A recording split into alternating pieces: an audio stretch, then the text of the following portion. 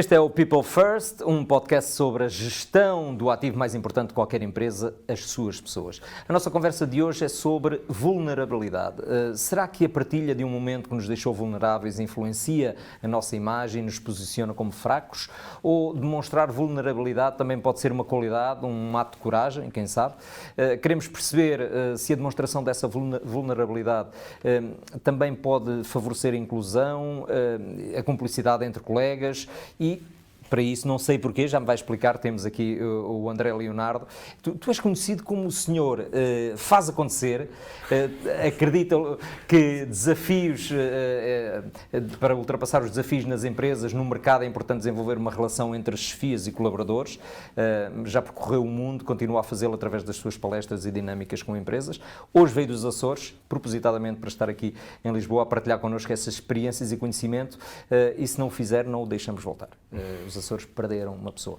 André, bem-vindo, muito obrigado por este teu tempo. Se carregares muito no açoriano, nós temos por legendas. Eu vou falar devagarinho, não te preocupes. Não, tu és da terceira, portanto tu vais agora pôr a culpa a dizer que é a malta de São Miguel, não é o clássico? Eu nem vou entrar por aí, Para não teres problemas quando lá chegares. Nem mais. Estamos a falar desta vulnerabilidade. A palavra vulnerável tende a ter uma conotação negativa sempre, como um sinal de fraqueza, lá está. Na tua visão, é assim ou não? É assim, historicamente é assim. No entanto, eu acho que hoje em dia estamos a assistir também aqui a uns tempos diferentes, onde se fala muito em coisas como, e já vou lá chegar, em retenções de talento e como é que as pessoas podem vestir a camisola e como é que as pessoas se podem sentir em casa, no trabalho. E as pessoas acho que procuram gente genuína, procuram empresas genuínas, colegas genuínos, e eu acho que a vulnerabilidade faz parte disso.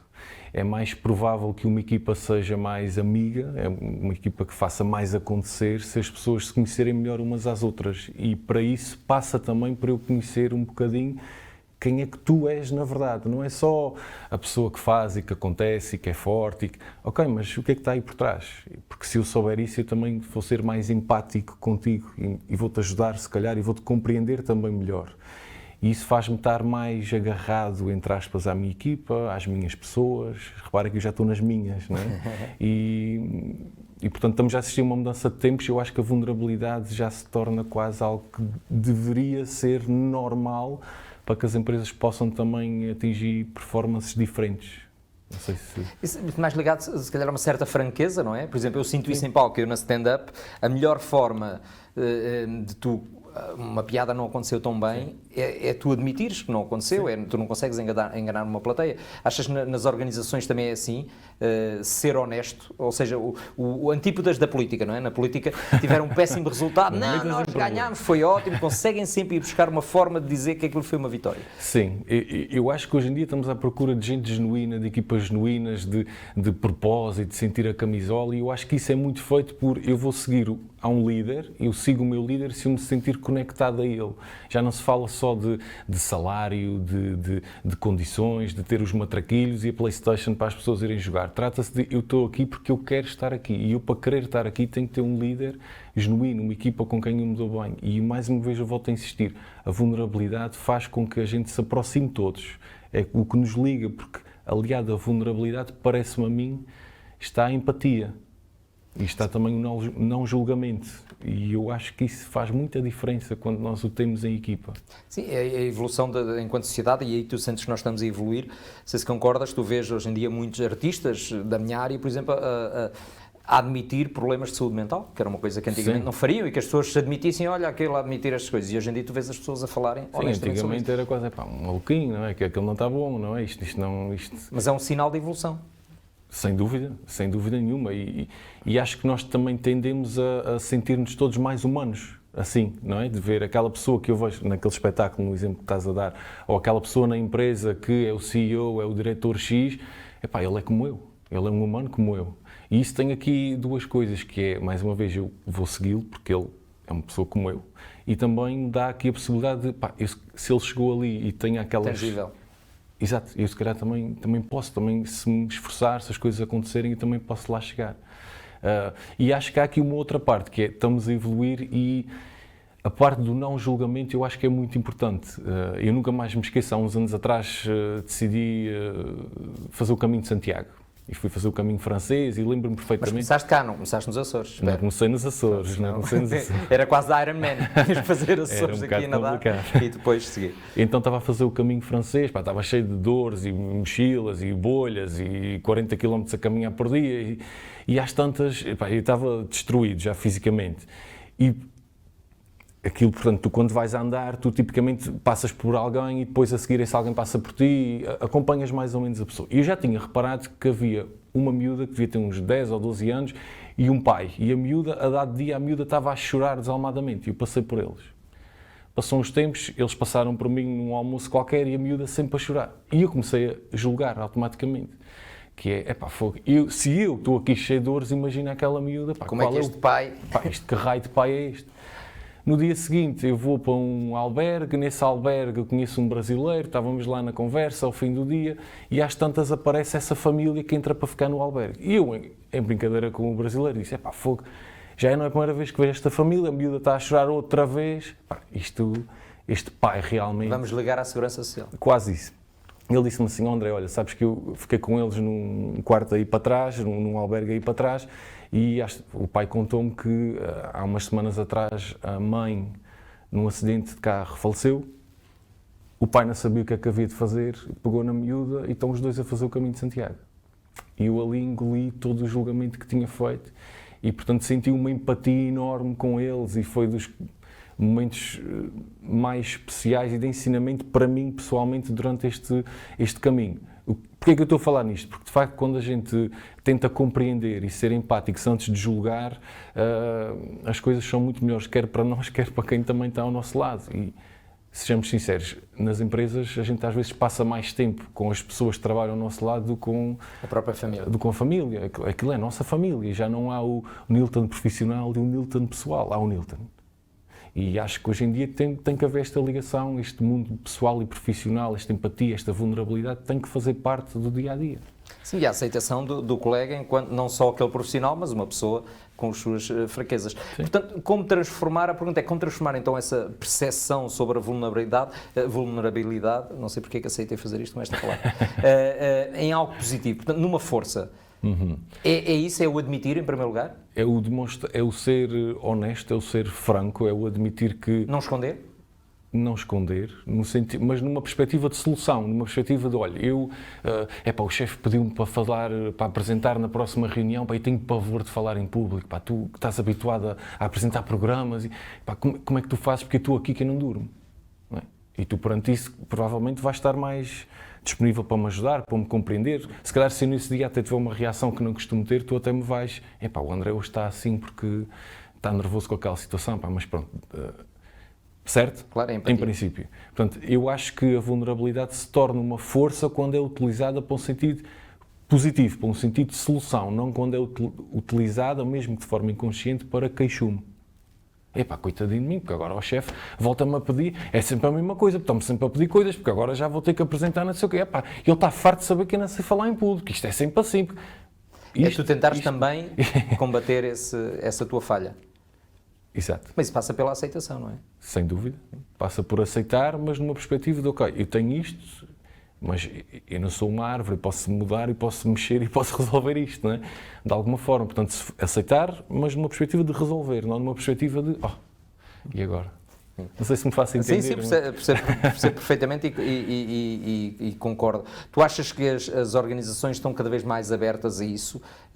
Acho que há ou seja, não estamos numa moda, não estamos atrás de modas, há uma crença nas pessoas hoje em dia para isso, na questão organizacional. Eu acho que estamos muito mais abertos a isso. Aliás, há 5 anos a gente não estava aqui num podcast a falar sobre estas temáticas, isto não existia. Falámos às escondidas. Às escondidas. Ligava-te, André, olha. Certo, mas assim, às claras, a falar para as pessoas, isto não existia. E, portanto, não é uma questão de opinião, está a acontecer. Claro. Não é? Agora, ainda bem que está a acontecer e que isto seja aproveitado e que a gente possa abordar esta questão e outras, a saúde mental, a integração e muitas das que referiste aqui no início, porque isto é um mundo também melhor, de alguma forma, sem o clichê da palavra, mas é isto, a gente tem que caminhar para isto. E não achas que há também coragem das pessoas que o admitem, não é? Porque, na verdade, a mudança não passa só por quem está a ouvir-nos, mas pela própria pessoa, porque é a pessoa que tem o seu estigma, as suas fraquezas. Sim, porque quando tu és vulnerável, tu tens que te expor. E isso é desconfortável. E é caramba, e agora o que é que vão fazer com isto? Não é? Eu acabei de partilhar isto que é tão importante para mim, que é um medo que eu tenho, é uma insegurança que eu tenho, e estou a partilhar contigo porque confio em ti, porque és da minha equipa. E só espero que tu utilizes esta informação que eu te estou a dar da melhor forma. E, não como bullying, não é? Que antigamente seria como bullying, olha, aquele não consegue falar em público, não é? E até, estás a ver que ele acabou de me contar ali e não consegue falar em público, portanto ele nunca mais vai chegar a diretora A ou B, porque não é isto. Portanto, eu quando digo isto estou a confiar em ti e também estou à espera que essa confiança venha de volta para mim, não é? Que isto seja uma coisa mútua, e esse é um ponto importante, é para a gente conseguir ter uma equipa genuína, a gente precisa que exista aqui também um laço de confiança grande entre as pessoas. Isto não é ao fim de um dia, de uma semana, se calhar de um mês, se calhar ao fim de um ano. Tem que haver muitas sessões quase vou-lhe chamar de team building, de trazer as pessoas para fora do escritório, porque é aí que existem estas brechas. É quando as pessoas se abrem e conversam e se tornam também mais ligadas. Sim. Tu fazes isso, praticas, mostras essa tua vulnerabilidade, e se a quiseres partilhar. Eu faço uma coisa desde sempre, que é quando há alguma coisa que eu não sei ou que eu estou desconfortável, eu tipicamente digo, mas digo a pessoas que eu acho que me podem ajudar a ultrapassar isso. Ou seja, não é chegar vou dar um exemplo, não é chegar a falar com um primo qualquer que não, sei lá, tem medo de falar em público.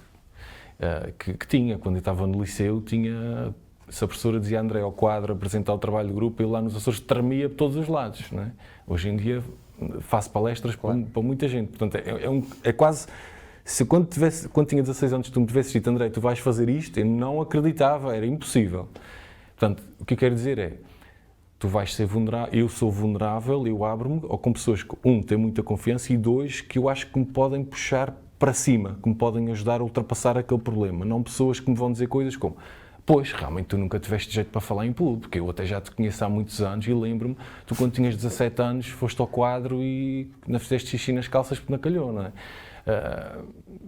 Com pessoas que me ajudam e que dizem, olha, eu também já passei por isso, experimenta a fazer assim, experimenta a fazer isso, treina isto. Faz daquela maneira. Vê os vídeos do Nilton no YouTube. Vê como é que para veres como não se faz. Um bocadinho, há uma história do radialista da TSF, se vocês quiserem saber quem é, vão pesquisar, não vou dizer o nome do senhor, mas também é conhecido. E ele dizia, é super gago, e dizia que queria fazer rádio, e os colegas, toda a vida, toda a gente se riu dele, e ele na verdade conseguiu ultrapassar isso, mas na verdade sempre o mandaram para baixo, e ele tem uma coisa curiosa, aproxima-se do microfone e perde a gaguez. Portanto, e tira o microfone e tu dizes assim, é impossível este senhor ser aquele da rádio, não é?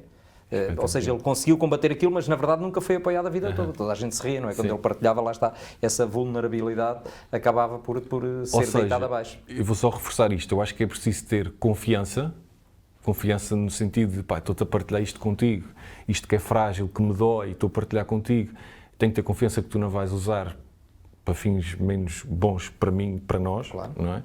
Isso é o primeiro. E o segundo, eu tipicamente faço isso com pessoas que, têm confiança, e dois, que eu acho que me vão fazer pensar diferente, fazer ver caminhos diferentes, fazer ver como é que eu posso ultrapassar este medo, esta dor que eu tenho aqui.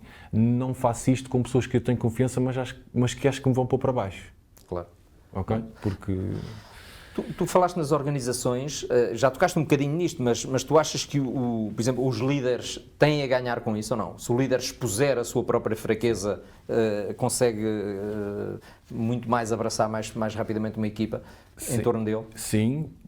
Vou-te reforçando também realmente uma coisa... Considerando os riscos que podem estar associados a isso, não é? Sim, claro. Mas eu acho que quando um líder demonstra a sua vulnerabilidade com enquadramento, no momento certo, na altura certa, acho que é uma pessoa que se torna, como eu disse há pouco, mais humana, que se torna mais...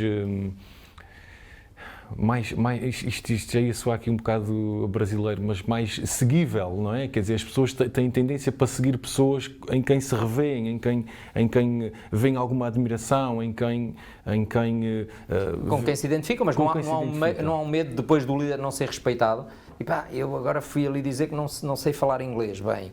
E não há, eu digo que se não há hoje em dia, eu concordo contigo quando acho que as pessoas se devem expor mais e admitir as suas fraquezas. Mas se assim for, quer dizer também que quem tem essa atitude de vê lá, nem sequer inglês sabe falar, também se calhar uma pessoa que há uns tempos no Sporting usou-se uma expressão, não era? Que era a maçã podre, não era? Sim.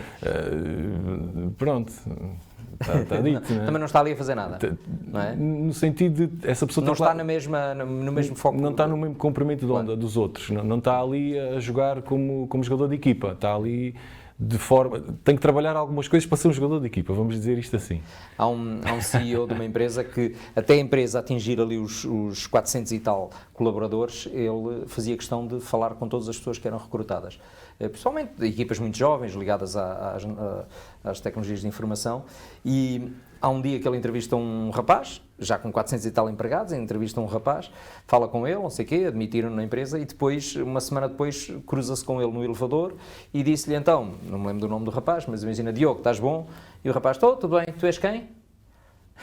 E ele diz, pá, é engraçado que eu tenho esta cultura de abertura a falar com eles e ele não se lembra que eu sou o CEO da empresa. Claro que o rapaz já não está lá. Ou seja, o líder aqui a querer chegar a eles, mas na verdade... Mas só para complementar, eu acho que de facto há o perigo de quando uma liderança... Quando se expõe, quando é vulnerável, isto pode... A pergunta era, ok, isto não se pode virar contra mim. Sim. Pode. Por isso é que eu acho que esta exposição da vulnerabilidade também deve ser feita com um enquadramento e com, ok, isto sou eu, isto está a funcionar desta forma, isto está a acontecer assim e o que a gente vai fazer para melhorar é aquilo. Ou se alguém está a passar o mesmo que eu, diga, porque a gente está cá para ajudar. Se for numa perspectiva positiva, se for numa perspectiva de abertura e de melhorar, eu ou os outros que estão à minha volta, não é? Porque eu estou a imaginar um CEO que queira ser, que demonstre alguma vulnerabilidade, também está a abrir a porta para que outros sejam, certo? Também está a dar o exemplo, também está... Sim, seguir pelo exemplo. Isso, e portanto também está a tornar a organização, então quanto mais acima essa vulnerabilidade acontecer, mais a organização também está desperta para estes temas, e isto só pode ser positivo, porque mais uma vez, e volto aqui, são pessoas, e as pessoas funcionam quando se sentem ligadas, porque o que conta no fim, obviamente que o ordenado é importante, obviamente que ter a mesa de ping-pong e a PlayStation são coisas espetaculares, e ter frases inspiradoras na parede, isso é tudo espetacular, mas também é igualmente espetacular eu sentir ligação e eu estar lá para ti quando tu precisas. Mas não sentes que a sociedade ainda está muito... Eu dou-te o exemplo da primeira-ministra da Finlândia, que foi apanhada a dançar, e que de repente... era da Finlândia, não era? Era. Não interessa. Ou da Nova Zelândia. Foi apanhada a dançar. Esse grande escândalo que todos fazemos. E de repente tu vês a sociedade toda, ou a internet, ou o Twitter, ou seja o que for, mas de repente quase muito ofendidas, como se uma coisa completamente normal. E é que nem chega a ser uma vulnerabilidade, é uma coisa normal, não é? É uma pessoa. Bem, uma pessoa. E isso não irá fazer com que o resto se retraia mais, não é? A mim não faz. A mim, se eu visse uma pessoa com esse tipo de atitudes, eu até, olha, está a dar o exemplo, está a mudar, e isto acontece muitas vezes. Em Portugal nós temos políticos com carros e motoristas, e eu há pouco tempo, semanas atrás, estive na Suécia e vi o presidente da Câmara lá da cidade onde eu estive a andar de bicicleta, foi de bicicleta para casa. Sim, como há na Holanda. E sim, isso há em vários lugares. E ele é menos competente, ele é menos sério, ele é menos transparente, ele é menos pessoa, ele é menos líder, por isso. Sim, aí é quando nós percebemos que ainda temos que evoluir muito. E não há um clássico, o colaborador demonstra a sua vulnerabilidade e até que ponto é que também não tem medo que depois, portanto, mostra a sua criptonite, se quiseres, perante o seu líder, e que depois, tu precisas disto, agora vou explorar-te. Não há esse risco também? É assim... Más pessoas, ou com mau fundo, com más intenções, isso há em todo o lado. Há em líderes, há sem ser líderes, há na comédia, há nos palestrantes, isso há em todo o lado. Quer dizer, se um líder tiver essa atitude, eu até questiono. Ele é líder? se calhar nem é líder, se calhar é o chefe, é a pessoa que está à frente, Calhou. mas líder não é. Sim. Não é? Portanto, se a gente está à procura de bons exemplos, se a gente está à procura de dar o mote também ao que pode vir a seguir, acho que começa por aí, começa por os líderes usarem aquela confiança, aquela coisa especial e difícil que nos foi dita da melhor forma, para que a pessoa evolua, para que a empresa evolua, para que isto ande tudo para a frente de outra maneira. Se as pessoas andarem para a frente, voltamos à felicidade no trabalho das organizações. Muito bem, muito obrigado, André. Depois da meia-noite teremos outra conversa com o André sobre a vulnerabilidade no contexto amoroso. Não temos nada. Portanto, seguíamos, continuávamos. Agora, vulnerabilidade na cozinha. E fazíamos várias versões sobre vulnerabilidade, sobretudo. Bom regresso aos Açores. Muito obrigado. Boa Vista Mar. Boa Vista Mar. Há pouco o André estava a partilhar comigo que viu... Tu viste o espetáculo ou viste? Foste ver o meu espetáculo? Já te devolvo o dinheiro, calma. E eu fiz uma piada que gosto muito sobre os Açores e ainda é um negócio que eu tenho que apostar, que é ir para os Açores e para a Madeira fazer casas sem vista mar. Portanto, só vista terra. Eu acho que é uma... Mas imagina, tu tens uma casa... Vista parede. Vista parede, mesmo. Não era brutal. É porque vista mar tem em todos. Era diferente, pelo menos. Ia ser um negócio espetacular. Vamos fazer a meias sobre isso. Tu procuras as paredes, eu invisto na casa. Podem procurar estes e outros episódios People First nas plataformas e podcasts habituais, como o YouTube, Spotify, SoundCloud, Apple Podcasts, tantos e tantos. Estamos por aí, contamos contigo no próximo episódio e até lá, dá prioridade ao que importa. Este é um podcast Fidelidade Studio. Um espaço onde damos voz à vontade de pensar a sociedade e o mundo. Ouve este e outros podcasts em fidelidadestudio.pt.